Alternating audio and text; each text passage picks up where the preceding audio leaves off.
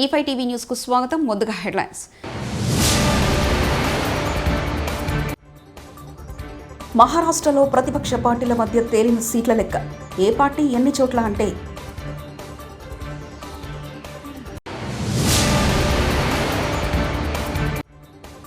లాస్యానంత car ఢీకొన్నది ఇదిగో ఈ tipper లారీని. అసలేం జరిగింది?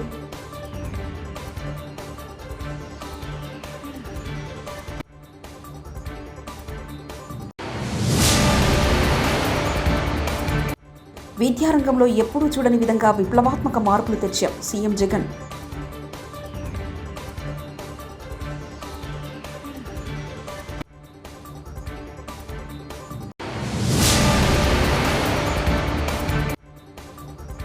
వాస్తవాలు చెప్పేందుకే చలో మేడిగడ్డ కేటీఆర్.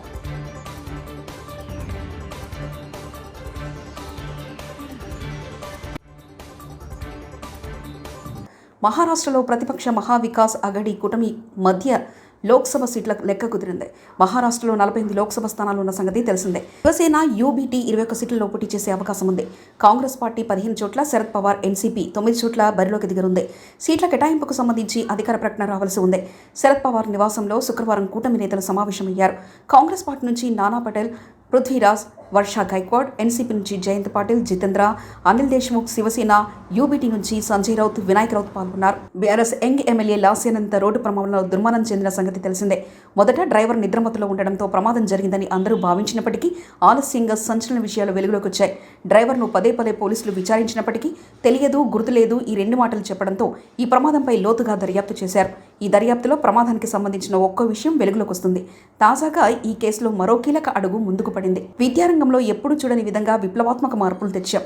57 నెలల కాలంలో కేవలం పిల్లల చదువు కోసం వివిధ పథకాలకు 73,000 కోట్లు ఖర్చు చేశారు సీఎం వైఎస్ జగన్. పూర్తి ఫీజుల మొత్తాన్నే తీసుకుంటే ఏకంగా 29,66,000 మంది పిల్లలకు మంచి జరిగిస్తూ ఇప్పటిదాకా జగనన్న విద్యా దీవెన అనే ఈ ఒక్క కార్యక్రమం ద్వారానే 12,609 కోట్ల రూపాయలు నా అక్క చెల్లెమ్మల కుటుంబాల ఖాతాల్లోకి నేరుగా జమ చేయడం జరిగింది. ఆ తల్లుల ఖాతాల్లోకి నేరుగా జమ చేయడం జరిగింది. ఇక విద్యార్థులందరికీ ప్రతి విద్యా సంవత్సరం అంటే జూలై నుంచి జూన్ దాకా ఉండే ప్రతి విద్యా సంవత్సరంలో ఆ ప్రతి విద్యా సంవత్సరం మొదట్లోనూ ఆ ప్రతి విద్యా సంవత్సరం చివరిలోనూ ప్రతి ఏప్రిల్లోనూ ఒక వాయిదా మనం ఇస్తూ వస్తున్న జగనన్న వసతి దీవెన ద్వారా భోజన వసతి ఖర్చుల కోసం చెల్లించిన మొత్తం మరో 4,275 కోట్ల రూపాయలు ఈ ఏప్రిల్లో అంటే రేపు నెల ఏప్రిల్లో వసతి దీవెన కింద విడుదల చేయనున్న మరో 1,100 కోట్ల రూపాయలు కూడా కలుపుకుంటే మనందరి ప్రభుత్వం విద్యా దీవెన, వసతి దీవెన అనే ఈ 2 పథకాల మీద మాత్రమే పెట్టిన డబ్బు ఏకంగా 18,000 కోట్ల రూపాయలు అని చెప్పి కూడా చెప్పడానికి గర్వపడతా ఉన్నా. ఇలా కేవలం పెద్ద చదువులు చదువుతా ఉన్న పిల్లలు బాగుపడాలి, ఆ కుటుంబాలు బాగుపడాలి, ఆ పిల్లలకు మంచి జరగాలి, ఆ కుటుంబాలకు మంచి జరగాలి అని ప్రతి అడుగు కూడా వేస్తూ వచ్చాం. ఈరోజు ఇలా మనందరి ప్రభుత్వం ప్రతి స్థాయిలోనూ కూడా విద్యారంగంలో మార్పులు తీసుకొచ్చాం. ఎప్పుడు చూడని విధంగా మార్పులు తీసుకొచ్చాం. ప్రాథమిక స్థాయి నుంచి పెద్ద చదువుల వరకు విద్యారంగంలో వివిధ పథకాల మీద ఈ 5 సంవత్సరాలు అంటే ఈ 57 నెలల కాలంలోనే ఏకంగా మనందరి ప్రభుత్వం చేసిన ఖర్చు కేవలం పథకాల మీదనే అక్షరాల 73,000 కోట్ల రూపాయలు ఖర్చు చేశాము అని కూడా చెప్పడానికి గర్వపడతా ఉన్నా. ఈ 73,000 కోట్లు గవర్నమెంట్ రంగంలో ఉన్న టీచర్లకు ఇచ్చే జీతాలు కాదు. ఈ జీతాలు భత్యాలు కాక కేవలం పిల్లల చదువులు బాగుపడాలి అని కేవలం పథకాల మీద మాత్రమే ఖర్చు చేసిన సొమ్ము ఈ 57 నెలల కాలంలో అక్షరాల 73,000 కోట్ల రూపాయలని చెప్పడానికి గర్వపడతా ఉన్నా. బాధ్యత మరిచి ప్రభుత్వం రాజకీయాలు చేస్తుందని బీఆర్ఎస్ వర్కింగ్ ప్రెసిడెంట్ కేటీఆర్ విమర్శలు గుప్పించారు. మేడిగడ్డకు బయలుదేరే ముందు తెలంగాణ భవన్లో మీడియాతో మాట్లాడుతూ వాస్తవాలు చెప్పడానికే ఈ చెలో మేడిగడ్డ పర్యటనాన్ని స్పష్టం చేశారు. రైతు ప్రయోజనం ముఖ్యం కాదని, రాజకీయ ప్రయోజనం కాంగ్రెస్ పార్టీకి కావాలన్నారు. ఈరోజు చేస్తుంది మొదటి పర్యటన మాత్రమే అని, తర్వాత అన్ని ప్రాజెక్టులు పర్యటిస్తామన్నారు. రిపేర్ చేయడానికి ఇబ్బంది ఏంటని, బాధ్యులపై చర్యలు తీసుకోవాలని, రైతులను బలి చేయొద్దని కోరారు. రిపేర్ చేయకుండా ఉంటే వర్షాకాలంలో వరద వస్తే బ్యారేజ్ కొట్టుకుపోవాలని చూస్తున్నారని కేటీఆర్ దిగబట్టారు. ఎండాకాలంలో చూసుకోవడానికే ఇవాళ మా పర్యటన. మేడిగడ్డ అనేది ఇప్పుడే పోచారం గారు చాలా స్పష్టంగా చెప్పారు. కాళేశ్వరం ప్రాజెక్టులో 3 బరాజులు, 15 రిజర్వాయర్లు, 21 పంపింగ్ స్టేషన్లు, దాదాపు 1500-1600 కిలోమీటర్ల ప్రవాహ కాలువలు, 270 కిలోమీటర్ల సొరంగ మార్గం, ఇదంతా కలిపితే కాళేశ్వరం. ఇవాళ మా ప్రయాణం మొట్టమొదటిగా ఈరోజు మేడిగడ్డ, తర్వాత అన్నారం పోతా ఉన్నాం. తదనంతరం రాబోయే రోజుల్లో అన్ని రిజర్వాయర్లు కూడా సందర్శిస్తాము, అన్ని చోట్లకు కూడా పోతాము. ఇది మొదటిది మాత్రమే, ఇవాళ పర్యటన మొదటి భాగం మాత్రమే. ప్రభుత్వం తన బాధ్యత మర్చిపోయింది. ఇవాళ వర్షాకాలం లోపల రిపేర్లు చేసి అక్కడేమన్నా సమస్య ఉంటే, సాంకేతిక సమస్య ఉంటే దాన్ని నివారించి రైతులకు నీళ్లు ఇవ్వాల్సిన ప్రభుత్వం బాధ్యత మరిచి మళ్ళొక్కసారి తెలంగాణను ఎడారిగా చేసే ప్రయత్నం ఏదైతే చేస్తున్నదో, దశాబ్దాలు తన పరిపాలనతో కాంగ్రెస్ ఎట్లయితే గోసబుచ్చుకున్నదో తెలంగాణను, మళ్ళా అదే ప్రయత్నం ఏదైతే చేస్తున్నదో దాన్ని ప్రజల దృష్టికి, రైతుల దృష్టికి తీసుకురావడానికే మా ప్రయత్నం. మేము ప్రభుత్వాన్ని ఇప్పుడే పోచారం గారు డిమాండ్ చేసినట్టుగా అడిగేది ఒకటి, మీకున్న అభ్యంతరం ఏంది రిపేర్ చేయడానికి? బాధ్యుల మీద చర్యలు తీసుకోండి, మేము కాదనట్లేదు. తప్పు జరిగితే బాధ్యుల మీద చర్యలు తీసుకోండి, ఏ రకమైన ఎంక్వైరీలు వేస్తారో వేసుకోండి, కానీ మా మీద కోపం రైతుల మీద తీర్చుకోకండి. మా మీద ఉండే ద్వేషం, మా పార్టీ మీద ఉండే కోపం రైతుల మీద, రాష్ట్ర ప్రజల మీద తీర్చవద్దు అనే మాట ఒకటి. రెండవది, ఎండిపోతున్న పంటలు ఇప్పటికే స్టార్ట్ అయింది, ఆ ఇబ్బంది ఇప్పటికే స్టార్ట్ అయింది. వాటిని కూడా సందర్శిస్తుంది మా పార్టీ నాయకత్వం. అన్ని బరాజులు పోతాం, అన్ని రిజర్వాయర్లు పోతాం, అన్ని పంప్ హౌజ్లకు కూడా తీసుకొని పోతాం. అవసరమైతే రాష్ట్రంలోని రైతాంగాన్ని కూడా జాగరూకులను చేసి అన్ని ప్రాంతాలకు మీడియాతో సహా అందరినీ తీసుకొని పోతాం. కాళేశ్వరం యొక్క సమగ్ర స్వరూపం, ప్రజాధనంతో కట్టిన ప్రాజెక్టును ఇవాళ పూర్తి స్థాయి దుష్ట ఆలోచనతో, ఒక కుట్రతో కూల్చే ప్రయత్నం ఏదైతే ప్రభుత్వం చేస్తున్నదో, వరద నీటిలో కొట్టుకుపోవాలి, రిపేర్ చేయకపోతే వర్షాకాలంలో వరద వస్తే మొత్తం బరాజ్ కొట్టుకుపోవాలన్న ఆలోచన ఏదైతే చేస్తున్నదో దాన్ని ప్రజలకు చెబుతాము. ఇవాళ ఒకవైపేమో పంటలు ఎండుతున్నాయి, ఇంకోవైపేమో కిందికి నీళ్లు సముద్రంలో వృధాగా పోతా ఉన్నాయి. అవి చూడడానికి, చూపెట్టడానికి, ప్రజలకు అర్థం చేయించడానికి పోతా ఉన్నాం. మిగతా విషయాలు రానున్న రోజుల్లో, వారం 10 రోజుల్లో రోజు మాట్లాడుకుందాం. తప్పకుండా మా నాయకులు అందరం కూడా అన్ని రిజర్వాయర్లు గాని, అన్ని పంపింగ్ స్టేషన్లు గాని, అన్ని ప్రవాహ కాలువలు గాని అన్ని చోట్ల కూడా పోతాం. ఇది మొదటిది మాత్రమే మాట నేను మీకు విజ్ఞప్తిస్తాను. కాంగ్రెస్ పార్టీ రాజకీయ లబ్ధి కోసం రైతుల జీవితాన్ని ఆగం చేయొద్దు. మేడిగడ్డ బ్యారేజ్ 86 పిల్లలలో 3 పిల్లర్లు కుంగితే భూతంలో పెట్టి చూస్తున్నారు. దేశవ్యాప్తంగా ఉన్న ప్రాజెక్టులలో కూడా అనేక సాంకేతిక లోపాలు ఉంటాయి, సరిదిద్దుకోవాలని మాజీ assembly speaker MLA Pocharam Srinivasa Reddy వ్యాఖ్యానించారు. సంబంధితటువంటి ప్రాజెక్టులు చాలా ఉన్నాయి, బ్యారేజీలు ఉన్నాయి, రిజర్వాయర్స్ ఉన్నాయి, 1530 కిలోమీటర్ల కాలువ తవ్వుకున్నాము, 270 కిలోమీటర్ల సొరంగాలు తవ్వుకున్నాము, సబ్స్టేషన్లు కట్టుకున్నాము, లిఫ్ట్ పెట్టుకున్నాము. ప్రపంచంలోనే అతి గొప్ప lift irrigation project Kaleshwaram project. 500-600 మీటర్ల లోతు నుంచి సముద్ర మట్టానికంటే పైన నీళ్లు తోడి ఎడారిగా మారుతున్నటువంటి తెలంగాణ రైతాంగానికి శక్తిశామనం చేసి, సుభిక్షం చేసి పంటలు పండించడానికి రైతులకు నిలబడ్డటువంటి ప్రభుత్వం ఆనాటి బీఆర్ఎస్ ప్రభుత్వం, ఆనాడు ముఖ్యమంత్రి కేసీఆర్ గారు. అయితే దీన్ని జీర్ణించుకోలేనటువంటి వ్యక్తులు అధికారంలో వచ్చిన వెంటనే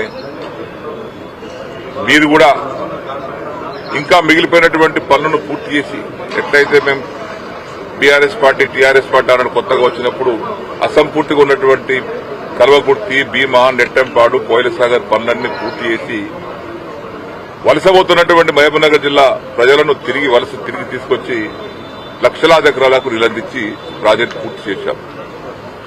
మీకు రైతుల పట్ల ఏమాత్రం ప్రేమ ఉన్నా అసంపూర్తిగా ఉన్నటువంటి పనులు పూర్తి చేయడం ఒకటి నిరంతర ప్రక్రియ. ఇది ఒక ప్రభుత్వంతో ఒక ప్రభుత్వం వస్తుంది, కానీ దాన్ని దృష్టిలో పెట్టుకుని అది పక్కన పెట్టి బ్యారేజ్, మేడిగడ్డ బ్యారేజ్ ఏమైందండి? 86 పిల్లలలో 3 పిల్లలు కుంగినాయి. అది ఎందుకు కుంగినాయి?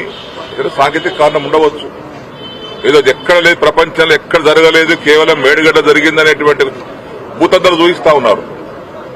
ప్రపంచవ్యాప్తంగా, దేశవ్యాప్తంగా అనేక ప్రాజెక్టుల్లో కొన్ని సందర్భాల్లో సాంకేతికమైన లోపాలు వస్తాయి. ఆ సాంకేతిక లోపాల సరిదిద్దాల్సిన బాధ్యత ప్రభుత్వాలది, కానీ దాన్ని అడ్డం పెట్టుకుని రాజకీయం చేయడం అనేది ఇది మంచి పద్ధతి కాదు. మీ బాధ్యత అక్కడ సవరించాలి. దాని ఎందుకంటే ఆల్రెడీ ఇప్పుడు 3 మాసాలు మీరు వచ్చి 3 మాసాలు అయిపోయింది, ఇంకా వర్షాకాలం 3 మాసాలే మిగిలి ఉంది. ఈ లోపల దాన్ని రెక్టిఫై చేసి రైతాంగం అందించాలి. ఈ ప్రాజెక్టు వల్ల జరిగేటువంటి పరిణామం ఏందో మీకు తెలుసో లేదో తెలియదో, దీని కింద 2 రకాల లబ్ధి ఉన్నది. ఒకటి ప్రత్యక్షమైనటువంటి ఆయకట్టు, డైరెక్ట్ గా పారేటువంటి ఆయకట్టు ఉంది, ఒకటి స్థిరీకరణ ఉంది. నిజాం సాగర్, శ్రీరామ్ సాగర్ ఇవన్నీ ప్రాజెక్టులు స్థిరీకరించేటువంటి ప్రాజెక్టులు. పోయినసారి కూడా మా నిజాం సాగర్ ఆయకట్టు కింద పంటలు ఎండుతా ఉంటే ఇదే కొండపోచమ్మ సాగర్ నుంచి నీళ్లు తీసుకెళ్లి మేము ఆ పంటలు కాపాడుకున్నాం. సింగూరు కింద పంటలు కాపాడుకున్నాం. దాని ప్రయోజనాలు అవి. అది పక్కన పెట్టి ప్రత్యేకంగా కేవలం ఏం పని లేనట్టుగా రాజకీయం చేయడానికి కోసం మేడిగడ్డ ప్రాజెక్టు వాడుకొని, మేడిగడ్డ ఒకటేనండి, మేడిగడ్డ కాళేశ్వరం ప్రాజెక్టులో 196 స్కీమ్స్ ఉన్నాయి, బ్రహ్మాండమైనటువంటి పథకాలున్నాయి, అందరు అబ్బలపడేటువంటి పథకాలున్నాయి, పనులున్నాయి.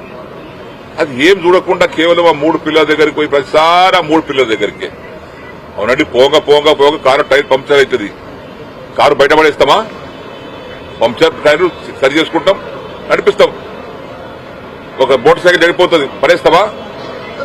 ఇది ఈ రోజు ఒక ప్రాజెక్ట్ లో ఉన్నటువంటి చిన్న లోపాలను సవరించుకోవాల్సింది పోయి ఏదో ఒక అయిపోయింది అని భూతద్దలు పెట్టి చూపించడం ఇది కరెక్ట్ కాదు. అది మీ బాధ్యత రహితంగా చేసేటువంటి పనులు ఇవన్నీ. మేము కూడా అధికారులు ఉన్నాం, 10 ఏళ్లు ఉన్నాం. మీ కాళేశ్వరం, మీ కల్వకుర్తి ప్రాజెక్ట్ అసంపూర్తిగా ఉంటే మేము ఎన్నడూ కూడా వాటి గురించి కామెంట్ చేయలే. అసంపూర్తి ఉన్నదాన్ని కంప్లీట్ చేసే ప్రయత్నం చేశాం, రైతులకు నీళ్ళు అందించాం. మీరు ఆ పని చేయండి. పాలమూరు రంగారెడ్డి ఉంది, 90% వర్క్ అయింది, ఇంకా 10% వర్క్ ఉంది, అది పూర్తి చేయండి. మంచి మీద సంపాదించుకోండి. కానీ అది పక్కన పెట్టి ఎక్కడికి వెళ్ళి బురద చల్లాలి, గత ప్రభుత్వం యొక్క పనులను భూతద్దలు పెట్టి చూపించాలి ఏదో జరిగిపోయిందని. ఏది సరిపోద్దంటే కడెం ప్రాజెక్టు పోలేదంటే 2 సార్లు దిగింది. మేము చిన్నప్పుడు చూసినాం, 2 సార్లు దిగిపోయింది కడెం ప్రాజెక్టు. ఇట్లా అనేక ప్రాజెక్టు తెగిపోతాయి. ఇది తెగలేదు. కేవలం 3 పిల్లలు కుంగినాయి 3 పిల్లలు. అది 86 పిల్లలకు 3 పిల్లలు కుంగినాయి. చిన్న సమస్య ఉండొచ్చు, అది ఇంజనీర్లను కూర్చోబెట్టి మాట్లాడి దాన్ని రెక్టిఫై చేసి మిగతా 86 పిల్లల్లో మిగతా 83 పిల్లలు మంచిగా ఉన్నాయి కదా, బ్రహ్మాండంగా ఉన్నాయి. ఇప్పుడు ఎక్కడైతే లోతుగా నీళ్ళు ఆగుతున్నాయో, డెప్త్ ఆఫ్ వాటర్ ఎక్కడైతే ఎక్కువ ఆగుతుందో అక్కడ బాగున్నాయి పిల్లర్స్. సాంకేతిక లోపు ఉంటే అక్కడ ప్రెషర్ కూడా అక్కడ పోవాలి కదా. ఒకవేళ నీటి యొక్క డెప్త్ ఎక్కున్నటువంటి దగ్గర ఏదైనా సాంకేతికం ఉంటే అక్కడ దెబ్బతినాలి. అక్కడ బాగున్నాయి. మొన్న వరద 20 లక్షల క్యూసెక్స్ వరద పోయింది బ్రహ్మాండంగా మేడిగడ్డ మీదుగా సముద్రంలోకి. చివర ఉన్నటువంటి మధ్యలో 13-14 పిల్లలు పొంగిపోతే దానికి ఏదో అయిపోయినట్టుగా, ప్రాజెక్టు మొత్తం పోయినట్టుగా, అది పనికిరాని ప్రాజెక్టుగా, మీరు పనికిరాని ప్రాజెక్టుగా చిత్రీకరిస్తే మీకు చెడ్డ పేరు వస్తుంది ప్రజల, రైతులలో. రైతుల జీవితాన్ని పనంగా పెట్టకండి. రాజకీయాల కోసం, రాజకీయ పబ్బం గడుపుకోవడానికి కోసం రైతుల యొక్క జీవితాలను పనంగా పెట్టకండి. రైతులు ఆధారపడి పంటలు పండిస్తున్నారు. ఇప్పుడు చూస్తున్నాం, ఎండిపోతున్నాయి కొన్ని పంటలు. మీరు సరైన పద్ధతిలో ఆర్గనైజ్ చేయలేకపోవటం వల్ల, రెగ్యులేషన్ చేయలేకపోవటం వల్ల పంటలు ఎండుతా ఉన్నాయి. అది మర్చిపోయి దాన్ని పక్కన పెట్టి ఏదో అయిపోయింది అనుకుని భూతద్దం పెట్టి చూపించకండి. ఎట్టి పరిస్థితిలో Kaleshwaram project is the top most project in the world, in entire country also. తక్కువ కాలంలో కట్టినటువంటి ప్రాజెక్ట్. గతంలో ఒక ప్రాజెక్ట్ మీరు చిన్నగున్నప్పుడు చూస్తే మీ నాగార్జున సాగర్ గాని, శ్రీరామ్ సాగర్ ప్రాజెక్టు గాని 40 ఏళ్లైనా పూర్తి కాలే. ఇది 3-3.5 సంవత్సరాల్లో పూర్తి చేసి తెలంగాణను సస్యశ్యామలం చేయాలి, సుభిక్షం చేయాలి, కరువును పారదోలాలి, రైతులు ఆనందంగా బతకాలని చేసినటువంటి కార్యక్రమం. నేను అగ్రికల్చర్ మినిస్టర్గా ఉన్నాను. నేను మొదటి స్థాయి ఉన్నప్పుడు కేవలం 67 లక్షల మెట్రిక్ టన్నులు పడినటువంటి ధాన్యం అన్ని కలుపుకుంటే రాష్ట్రంలో.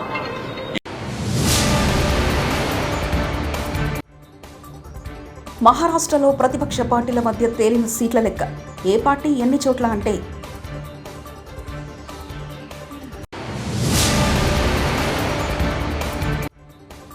లాస్యానంద కారు ఢీకొన్నది ఇదిగో ఈ టిప్పర్ లారీని. అసలేం జరిగింది?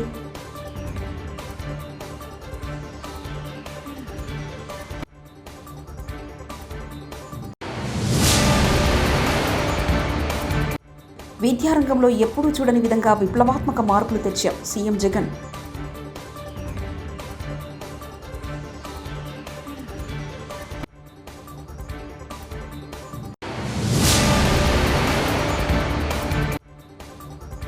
వాస్తవాలు చెప్పేందుకే చలో మేడిగడ్డ కేటీఆర్.